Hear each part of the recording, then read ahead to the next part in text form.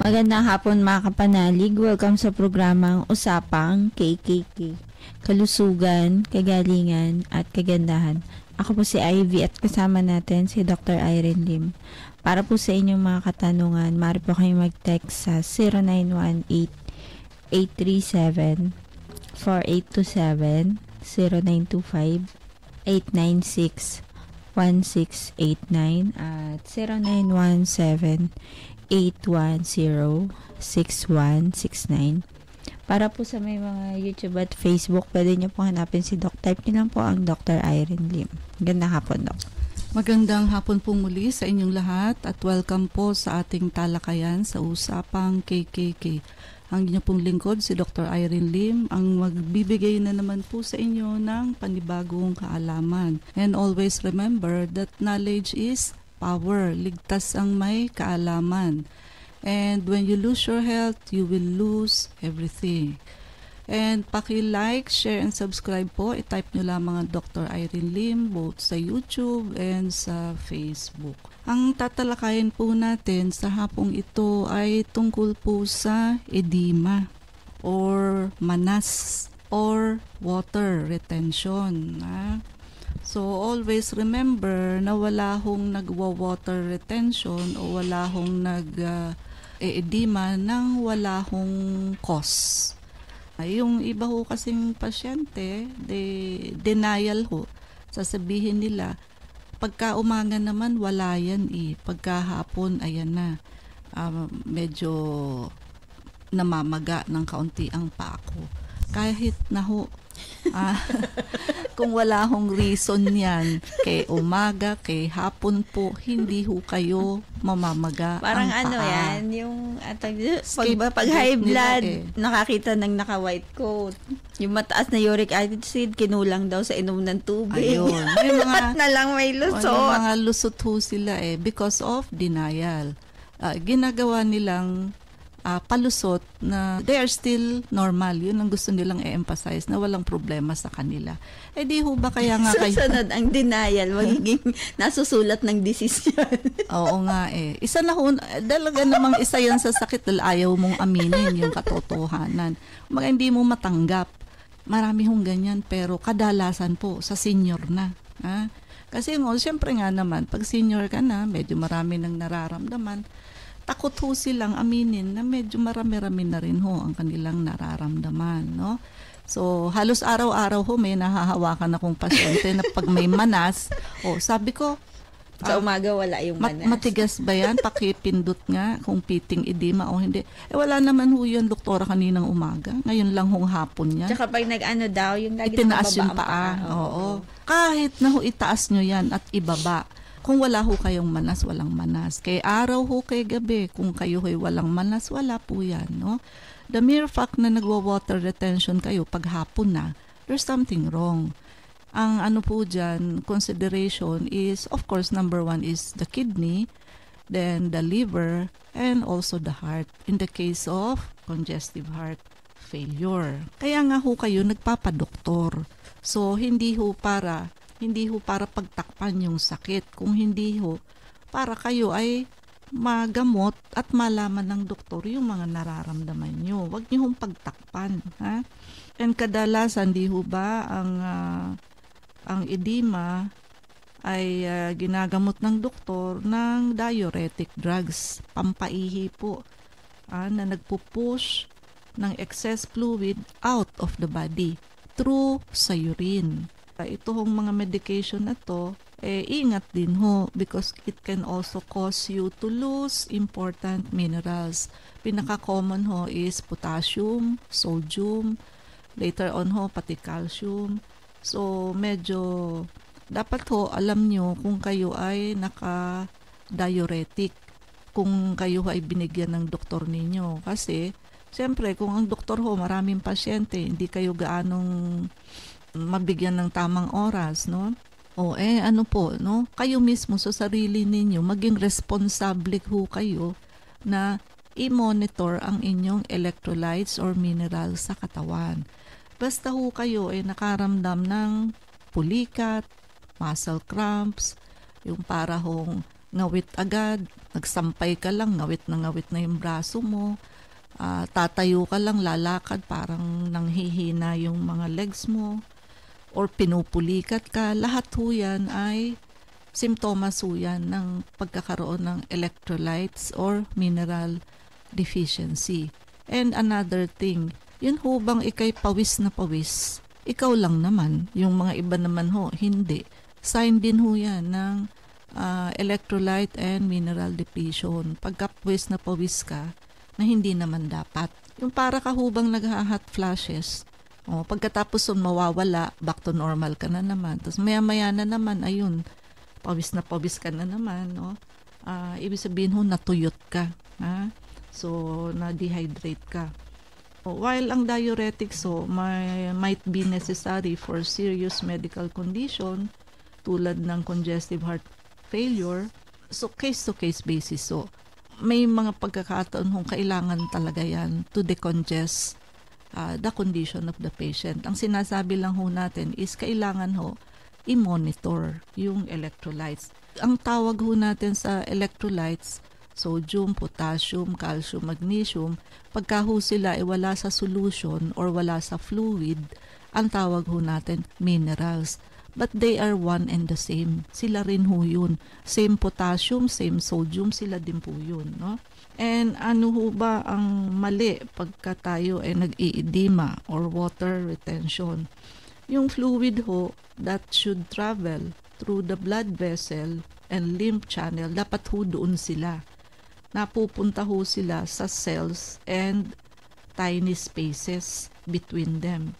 And sometimes, ang cause ho ng edema is easy to identify. Minsan ho, pag lagi kang naka-knee-high stockings, minsan naman ho, sobrang alat sa diet. Minsan naman ho, ayun, yung fluid ho, nagmo-move from the bloodstream into the intracellular spaces into your body. But, yun nga, ang cause ho ng fluid retention before menstruation are complex. Di ba pag bago mag-mens ang babae, maga usually ang babae before the monthly period, no? Kasi ho, hormonal level yan. Fluctuating ho kasi ang hormone level pagka ho magma-monthly period na ang babae. And rarely, ang fluid retention is related, to kidney disease, liver disease, or congestive heart failure. No? So, pag wala ho dun sa mga sinabi natin, yung tatlong organ hong yan ang pagsususpetsahan o ifa-find out. But, number 1 ho ang kidney, pumapangalawa ho ang liver, pangatlo lamang ho ang puso. Kailangan ho i-adjust ang salt-potassium balance. So, salt is sodium, kumbaga sodium-potassium balance. Kasi ho, partner ho yan Pagka ho lumabas ang isa, papasok ang isa. Kaya very critical ho ang balanse ng salt and potassium. Asin po natin or sodium intake, kailangan ho nasa 2,003 to 2,004 milligrams a day. So, tandaan nyo yan. And most of the sodium in our diet, hindi ho galing sa salt, galing sa dining table. Kung hindi, kadalasan po dun sa mga hindi halata, tulad ng delata, processed food, noodles, mga sauce, na pag tayo ho ay hindi nagbabasa ng nutritional label, ay hindi nyo ninyo alam na ang taas-taas ho pala ng salt content niyan, no? So, kaya sasabihin, hindi naman ako nagdadagdag ng asin at patis sa kinakain ko. Hindi nyo ho alam, mahilig kayo sa dilata at mga nakapakete, which is doon po, you fail to read the ingredients. Ang tataas ho pala ng sodium content, no? Aim for 5,000 milligrams a day ng potassium. So, if you are retaining water, ibig sabihin ho, taasan nyo ang potassium ninyo kung nagre-retain kayo ng tubig. Kasi ho, kadalasan, sodium ang cause ng pag-iedema or pamamanas or water retention. Kasi pag tinaas mo ang potassium, bababa ang sodium. para huyang siso. Para maibaba mo ang sodium, yung potassium mo itataas mo. Non-prescription potassium supplements come in a maximum dosage of 99 milligrams per capsule. So, hindi ho natin agad-agad makukuha yung 5,000 milligrams by taking them. Kumbaga, yung 99 milligrams, so, ang layo ho nun sa 5,000 milligrams. So, kailangan ho, kumain pa ho tayo ng mga pagkain very rich in potassium. Such as, syempre ho, nangunguna si banana, no? And, of course, avocado, mahabol ho yan. And yung mga citrus fruits. So, kaya ho, ang citrus fruits and banana, baliktad naman ho. Sa taong CKD, sira ang kidney, bawal naman ho ang mataas ang potassium. Kaya bawal ang citrus and banana. Kasi ho, kadalasan ng may chronic kidney disease, mataas ho ang potassium sa katawan dahil sira ho ang kidney, hindi na nare-regulate ng kidney ang potassium and phosphorus level. Kaya tumataas siya. Ang isa hong large banana has more than 500 milligrams. Could you imagine that? Ang isa hong malaking banana, 500 milligrams na ho yun. Ang isa hong avocado, more than 1,000 milligrams. So, mas mataas pa ho ang avocado. And potassium is also present in high level in most kinds of meat. Ayan, ang karne ho, mataas din sa potassium level, no? Para ho ma-flush out ang mga fluid na ito, the natural way, pwede ho tayong gumamit ng corn silk tea. Gawin ho natin tsaa, yung buhok ho ng mais. Pero mas maganda ho kung yung corn young pa ho, bata pa. Meron ho kasi yung mild diuretic effect. Possibly because of high potassium content. Mataas din ho ang potassium. So, isang kutsarita hong corn silk sa isang basong cold water. I-boil ho yan for 2 to 3 minutes, then saka ho salain or strain. Inom ho ng 1 cup several times a day. Basta ho isang kutsaritang corn silk sa isang basong tubig, i-boil nyo in 2 to 3 minutes. Inumin nyo ho yan maghapon several times a day. And when you are loading up your plate with fruits, of course, and vegetable, para ho sa potassium content, mag-save ho kayo ng extra room for celery, watermelon, asparagus, and cucumber. Lahat ho yan ay may chemicals that work as natural diuretics. So, lahat po yan ay merong content na pampaihi. Ulitin natin, watermelon, asparagus, cucumber. And yung spice na turmeric, yan ho ang ingredients sa mga curry powder, di ba?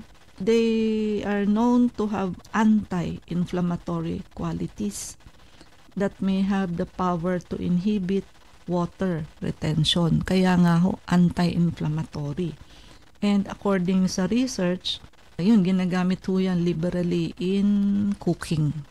Kung meron hong problema sa fluid retention before monthly period, pwede hong mag-take daily dose ng 200 milligrams of vitamin B6. Vitamin B6. So, during the 5 days before your period. 5 days before ho yung monthly period ninyo, mag-take ho kayo ng B6. The vitamin is diuretic, which means it helps you get rid of more urine. And it also helps balance a woman's estrogen and progesterone level. Ayun ho, nababalanse yung estrogen, progesterone level. Ang excessive B6 also, wag hong sosobrahan naman kasi ho, it can cause nerve problem. To increase your intake throughout the month, ayun, kumain ho ng maraming spinach, poultry, and bananas. Ayan, no? Kailan ho ba dapat pumunta na sa doktor? Pagka ho namamanas. Pagka ho yung fluid retention nagkokos ng swelling na sa inyong abdomen. So, dito ho sa may tiyan, hindi ho normal yan. Ascites po yan. And hindi ho basta-basta nagkakaroon ng tao ng ascites. Kadalasan ho, nangyayari lang yan pagka may cirrhosis of the liver. Could you imagine cirrhosis of the liver? Tapos mamaya isasabihin mo na naman na pagka umaga yan wala. Serious ho yung condition. And pagka yung limbs ninyo that persists for more than a week. So ibig sabihin no, may mga maga ang binti ninyo at paa. Ang una nyo hong palatandaan, kasi ho yung iba hindi marunong tumingin ng manas sa legs. Yung ankle nyo ho ang inyong palatandaan. Ang ankle ho hindi dapat nakalubog. Kailangan ho yan. Kahit mataba kayo, may kaunting buto ho na uusli. So pagka ho yan nakalubog at wala kayong makita, manas po kayo. And kadalasan ho pag manas, medyo matigas pagka pinindot ninyo. O meron naman din hong manas na tinatawag na pitting edema. Yun ho bang lumulubog pag pinipindot. Pagka ho ganun, kailangan nyo nang mag-seek ng medical attention pagka ho meron kayo niyan. Pagka ho ang fluid retention ninyo galing ho sa congestive heart failure or another serious disease, kailangan ho nasa care kayo ng doktor. Ang itsura ho ng may congestive heart failure, hirap huminga, so difficulty of breathing, tas makikita nyo ho, may manas ang paa. Yan ho ang clinical picture. Na hindi ho overnight nagkakaroon ng congestive heart failure ang pasyente.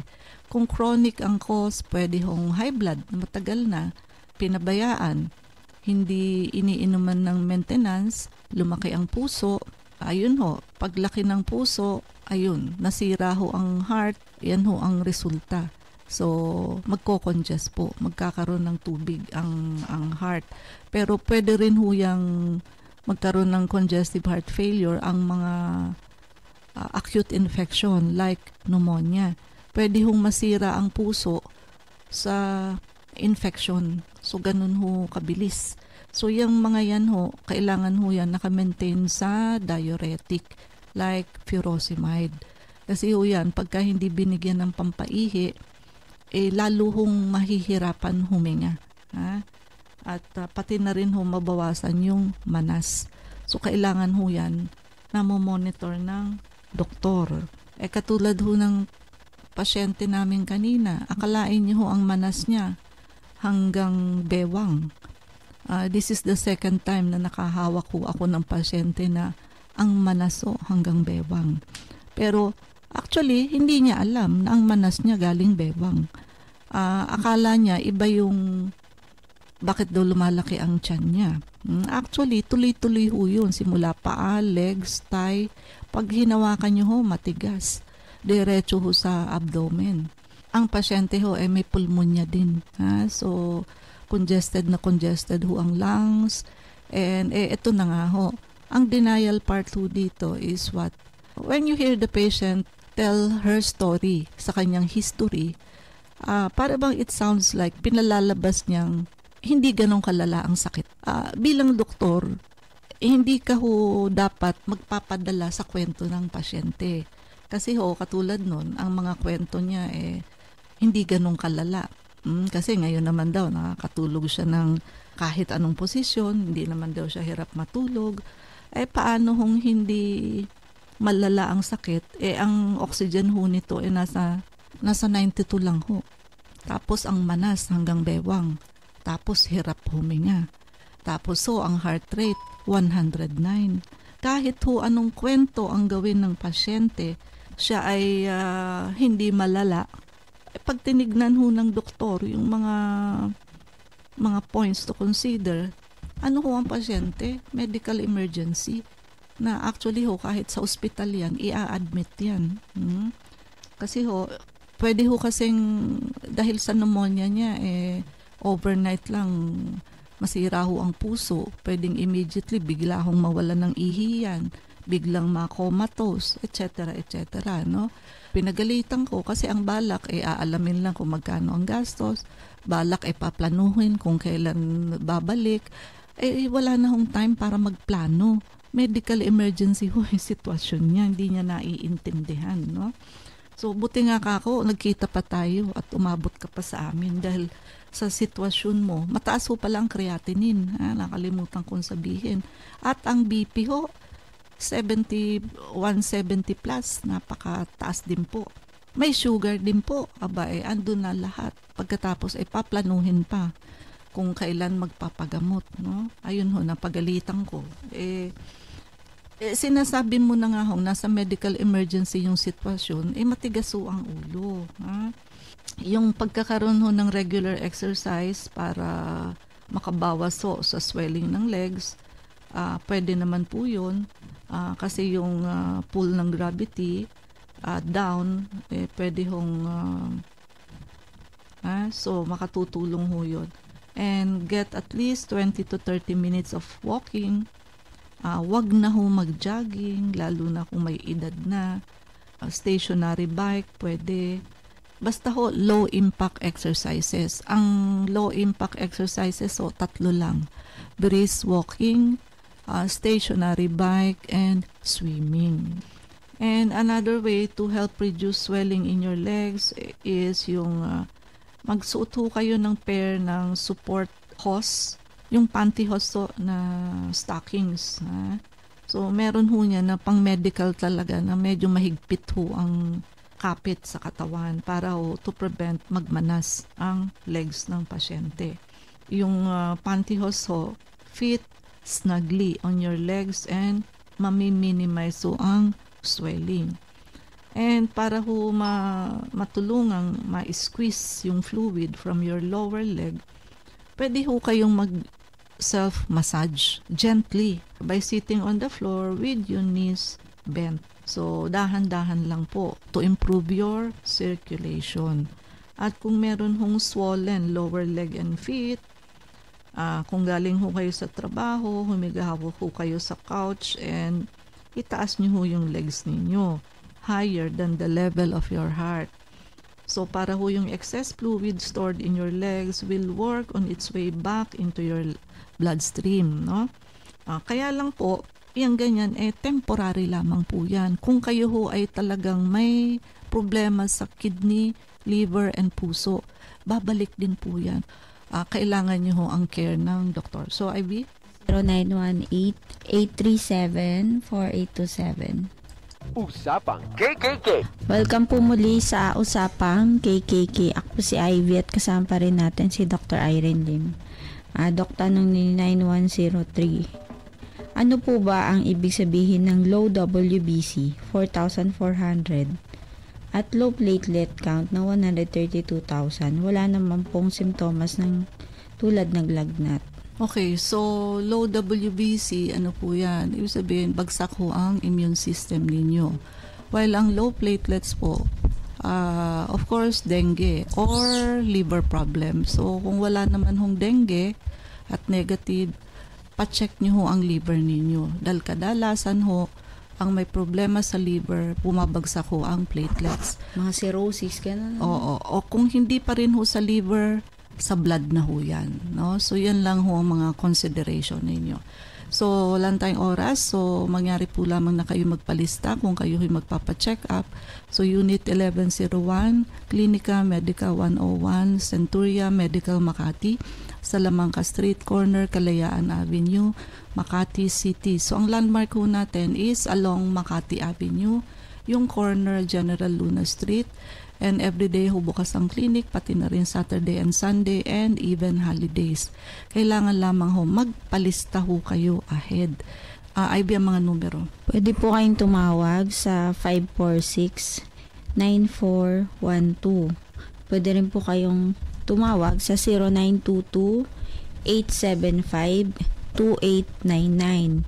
At pwede rin po kayong mag-text sa 0925-896-1689 at 0917-810-6169. Prevention is better than cure and health is the best investment. Regaluhan niyo po ang inyong sarili ng pagpapacheck up para ho ma-auscultate namin ang likod ninyo. Maagapan ho namin kung kayo ay may walking pneumonia or asymptomatic pneumonia.